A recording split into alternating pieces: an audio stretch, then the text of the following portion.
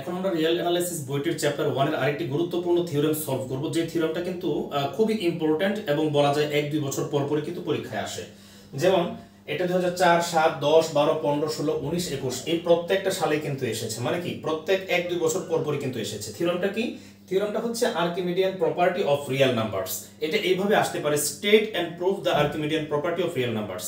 এইভাবে আসতে পারে, মানে আর্কিমিডিয়ান প্রপার্টির বাস্তব মানে বাস্তব সংখ্যার আর্কিমিডিয়ান ধর্মের বর্ণনা ও প্রমাণ করো, এইভাবে আসতে পারে। অথবা আসতে পারে যদি x একটি ধনাত্মক বাস্তব সংখ্যা এবং y যে কোনো বাস্তব সংখ্যা হয়, তাহলে একটি ধনাত্মক পূর্ণ সংখ্যা n বিদ্যমান থাকবে যেন nx গ্রেটার দেন y হয়, এইভাবেও আসতে পারে। তো এই ব্যাপারটা আপনাদেরকে খেয়াল রাখতে হবে। আর আমি কিন্তু সবসময়ই প্রত্যেকটা ইয়ারের সাজেশন তৈরি করে থাকি এবং আমার সাজেশনগুলো কিন্তু সবসময়ই আমি চেষ্টা করি একদম চুলচেরা বিশ্লেষণ করে তারপর সাজেশন প্রস্তুত করার জন্য, এবং প্রত্যেকটা প্রশ্নের পাশে লিখে দিই যে এটা বিগত সালে কতবার এসেছে। মানে তখন কিন্তু ওই সাজেশনটা দেখে আপনি নিজেই বুঝতে পারবেন এটা কতটুকু ইম্পর্ট্যান্ট।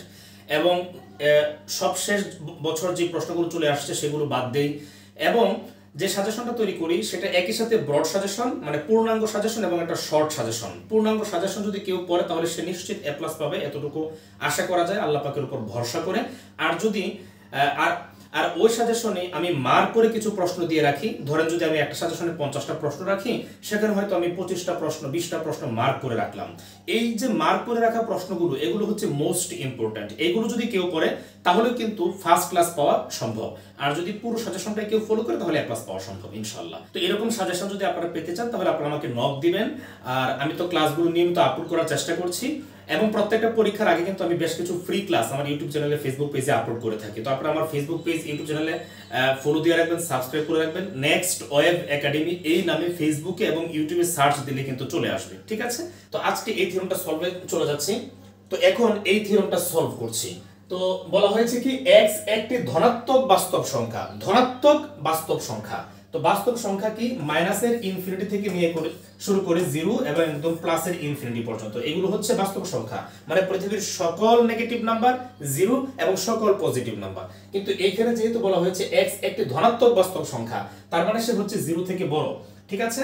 এই x টা হবে কত? 0 থেকে বড়। শুধুমাত্র বাস্তব সংখ্যার ধনাত্মক পূর্ণ সংখ্যাগুলো এখানে স্থান পাবে, এবং y যে কোনো বাস্তব সংখ্যা। তার মানে y যে এই শর্তগুলোর যে কোনোটা সে হতে পারবে, y যে কোনো বাস্তব সংখ্যা। তাহলে একটি ধনাত্মক পূর্ণ সংখ্যা n বিদ্যমান থাকবে। যদি এটা হয় তাহলে একটা ধনাত্মক পূর্ণ সংখ্যা n থাকবে, যেখানে n এর সাথে x গুণ করলে সেটা আবার y থেকে বড় হবে। আর y এর পরিচয় কি? y হচ্ছে যে কোনো বাস্তব সংখ্যা, ঠিক আছে? তাহলে n একটা ধনাত্মক বাস্তব সংখ্যা, x সেও একটি ধনাত্মক বাস্তব সংখ্যা, এই দুইটার গুণফল হবে যে কোনো বাস্তব সংখ্যার চেয়ে বড়, এইটা আর কি বলা হয়েছে। তাহলে আসেন আমরা এটা একটু সলভে চলে যাচ্ছি। আমি পুরোটা এখানে সলভ করে রেখে দিয়েছি। থিওরেমগুলো মূলত সলভ করে রেখে দিলে পরবর্তীতে আলোচনার মাধ্যমে বুঝিয়ে দিলে সবচেয়ে বেশি ইজি হয়, আর না হয় লিখতে গেলে সময় লাগে একটু বেশি। এতে করে আর থিওরেম যেহেতু এক্সাম্পল না, মানে ইকুয়েশনের পর ইকুয়েশনটা আসে না, তখন কিন্তু লিখে লিখে বোঝাতে গেলে আমার কাছে মনে হয় যে এই বোঝানোটাও পরিপূর্ণ হয় না, অথবা স্টুডেন্টরা যখন এই ক্লাসটা দেখবে তখন তার কাছে একটু বিদঘুটে মনে হবে, সে দেখে মজা পাবে না। আর যদি থিওরেমটা সলভ করা থাকে তারপর যদি লাইন বাই লাইন বুঝিয়ে দেওয়া হয়, সেটা তখন মাথায় ঢোকে বেশি এবং ক্লাসটা দেখে একটু ভালো লাগে আর কি বেশি। যাক, তো আমি এটা মুছে নিচ্ছি। তাহলে প্রথমে আমি এখানে লিখেছি যে প্রমাণ। তো প্রমাণ লেখার পর লিখলাম যে দেওয়া আছে y যে কোনো বাস্তব সংখ্যা। এখন y যদি যে কোনো বাস্তব সংখ্যা হয় তাহলে সে কি হবে? হয় সে 0 থেকে ছোট হবে, অথবা 0 হবে, অথবা 0 থেকে বড় হবে। পৃথিবীর যত বাস্তব সংখ্যা আছে এই তিনটা শর্তের বাইরে যাওয়ার তার কোনো সুযোগ নেই। আবার বলছি, হয় সে 0 থেকে ছোট হবে, মানে মাইনাস হবে, নেগেটিভ সংখ্যা হবে, অথবা সে 0 হবে, অথবা সে 0 থেকে বড় হবে, তাই তো? এছাড়া তো আর কোনো অপশন নাই। এটাকে বলা হয়ে থাকে ট্রাইকোটমি ল। তো এই যে এই তিনটা জিনিসের বাইরে তার যাওয়ার সুযোগ নাই, ঠিক আছে? তাহলে এই কথাটা আমি এই জায়গায় লিখলাম। তারপর এখন এই থিওরেমটাকে সলভ করার জন্য আমরা দুইটা ধাপ এটাকে সলভ করব। তো প্রথম ধাপের এখানে নাম দিয়েছেন কেস 1। তো এই কেস 1 এ লিখেছি আমরা যে এই দুইটা শর্ত একসাথে নিয়ে কাজ করছি। যে আমরা ধরে নিচ্ছি যে ওয়াইটা 0 থেকে ছোট অথবা 0 সমান, মানে সে 0 হতে পারে আবার 0 থেকে ছোট হতে পারে। এটা আমরা একটা কেসে নিয়ে কাজ করব, একটা ধাপে নিয়ে কাজ করব। পরবর্তীতে আমরা ধরে নিব যে ওয়াইটা হচ্ছে 0 থেকে বড়, ওইটা আমরা আরেকটা ধাপে কাজ করব। এই দুইটা ধাপে আমরা এই থিওরেমটা সলভ করব। তাহলে প্রথমেই যখন y less than or equal 0, এটা আমরা এই কেস 1 এই শর্ত ধরে আমরা এই কাজটা করছি। তাহলে দেওয়া ছিল কি যে x হচ্ছে একটি ধনাত্মক বাস্তব সংখ্যা, তো সেই ধনাত্মক বাস্তব সংখ্যা মানে তো 0 থেকে বড়, এই কারণে লিখেছি দেওয়া আছে x গ্রেটার দেন 0। আর y n এর যে পরিচয় সেটাও কিন্তু বলা হয়েছিল পূর্ণ সংখ্যা, ধনাত্মক পূর্ণ সংখ্যা n বিদ্যমান থাকবে, তার মানে n টাও 0 থেকে বড়, এই দুটো লিখলাম।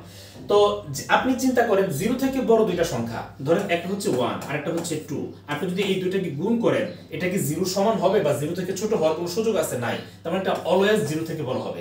তাহলে x যেহেতু 0 থেকে বড়, n যেহেতু 0 থেকে বড়, সুতরাং তাদের গুণফল এটা তো 0 থেকে বড় হবে, এটা খুবই সাধারণ ব্যাপার। তো এটাকে আমি 1 নং ইকুয়েশন ধরেছি। আচ্ছা, আর আমরা এখানে শর্তটা কি ধরেছিলাম যে y হচ্ছে 0 থেকে ছোট অথবা সমান। এখন 0টাকে আগে লিখে এই সেম জিনিসটাকে আমরা এই জায়গায় লিখেছি যে y হচ্ছে 0 থেকে ছোট অথবা সমান। তো এটাকে আমরা 2 নং ইকুয়েশন দিয়েছি। এখন এই 1 নং এবং 2 নং ইকুয়েশন থেকে আমরা একটা জিনিস লিখতে পাই, কিরকম দেখেন। এখানে বলেছিলাম যে nx টা হচ্ছে 0 থেকে বড়, ঠিক আছে? তাহলে যে এই nx আর y টা হচ্ছে 0 থেকে ছোট, তার মানে কি nx টা y থেকে বড় হবে। y যেহেতু 0 থেকে ছোট অথবা 0 সমান আর nx যেহেতু 0 থেকে বড়, তার মানে nx y থেকে বড় হবে। ভেরি সিম্পল ব্যাপার। তো এইটাই কিন্তু এই জায়গায় লিখেছি যে nx গ্রেটার দেন y, এটা 1 নং এবং 2 নং এর সাহায্যে লিখেছি, একেবারে মানে সিম্পল একটা বিষয়। এরপর কেস 2 তে আমরা ধরে নিচ্ছি এই শর্তটা যে y গ্রেটার দেন 0।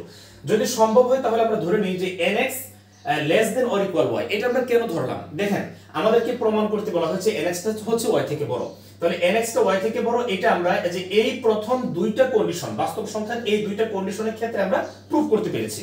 যদি y টা 0 থেকে ছোট হয় অথবা 0 সমান হয়, সেই ক্ষেত্রে nx টা y থেকে বড় হয়ে যায়। তার মানে কি এই কেস 1 এর জন্য এই থিওরেমটা সলভ হয়ে গিয়েছে। এখন যে কেস 2 আছে, মানে এই শর্তটা আছে, এই শর্তের জন্য আমরা প্রমাণ করব। তো এখানে প্রমাণ করতে বলা হচ্ছে nx y থেকে বড়, তো আমরা ধরে নিচ্ছি nx টা y থেকে বড় না, হয় y এর সমান অথবা y থেকে ছোট, এটা আমরা ধরে নিচ্ছি। তো এই যে এটা ধরে নিলাম, এখন যদি দেখি যে না এই কথা সত্য না, এই কথা সত্য না মানে এর বিপরীতটা সত্য। মানে কি এখানে nx টা y থেকে ছোট অথবা সমান, এটা যদি প্রুফ না হয়, সত্য প্রমাণ না হয়, তার মানে সে y থেকে বড়, এটা প্রমাণ হয়ে যাবে। ঠিক আছে, এই কারণে কিন্তু এখানে ধরে নেওয়া হয়েছে যদি সম্ভব হয় তাহলে ধরি nx less than or equal y, যেখানে n এর পরিচয় হচ্ছে সে হচ্ছে ন্যাচারাল নাম্বার। ঠিক আছে, আচ্ছা এখন যদি এটা আমরা ধরে নিই যে nx টা হচ্ছে y থেকে ছোট অথবা সমান, তাহলে এখানে আমরা একটা সেট লিখতে পারি। সেটটা কি? সেই সেটটা যদি x এর সেট হয় তাহলে x equal capital X equal এই small x belongs to r, এটা হচ্ছে বাস্তব সংখ্যা, আর nx টা হচ্ছে y থেকে ছোট অথবা সমান। এখানে যে কন্ডিশনটা ছিল আমরা যেটা ধরেছি সেটাই লিখেছি। ঠিক আছে, আচ্ছা আর এই n এর পরিচয় হচ্ছে n থেকে সে হচ্ছে ন্যাচারাল নাম্বার। এই যে এই সেটটা হইলো, এটা কিন্তু ঊর্ধ্বে সীমায়িত, মানে সে ঊর্ধ্ব দিকে সীমাবদ্ধ হয়ে গিয়েছে। ঠিক আছে, ঊর্ধ্বে সীমায়িত কি যে সে y থেকে ছোট অথবা সমান, তার মানে কি সে y এর থেকে বড় হতে পারবে না, তার মানে উপরের দিকে ঊর্ধ্বের দিকে বড় হওয়ার দিকে সে সীমাবদ্ধ হয়ে গিয়েছে। এই কারণে লিখেছি যে সেট এইটা ঊর্ধ্বে সীমায়িত এবং এর ঊর্ধ্বসীমাটাকে, এর ঊর্ধ্বসীমা হচ্ছে y, সে y থেকে বড় না, সে y থেকে ছোট অথবা y এর সমান এটা।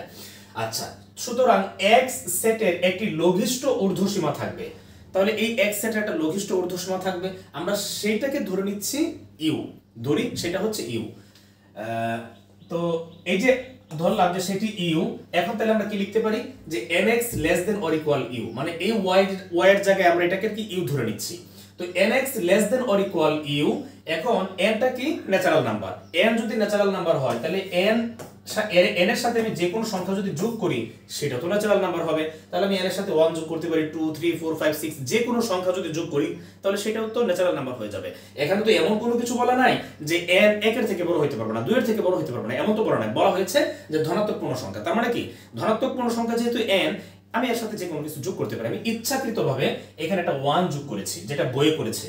তো n এর পরিবর্তে n+1 পাশে হচ্ছে x less than or equal u, এখন x দিয়ে সবটাকে গুণ করে দিই, nx + x less than or equal u।